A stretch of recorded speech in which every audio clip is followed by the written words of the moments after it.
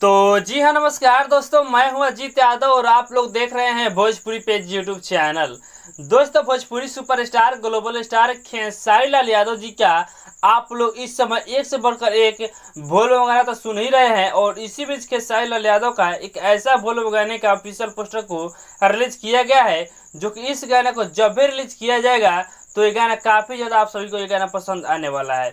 तो आपको बता दें, इस गाने का नाम दिया गया है आरआई कंवरिया, जिस गाने को खेसारी लाल यादव जी गाए हुए हैं। और इस गाने को पवन पांडे जी लिखे हुए हैं जी।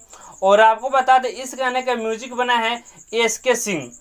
और इस गाने को कल ही के दिन 27 तारीख को सुबह के 6 बजे रिलीज किया जा रहा है अर्थ इंटरटेनमेंट यूट्यूब चैनल पे।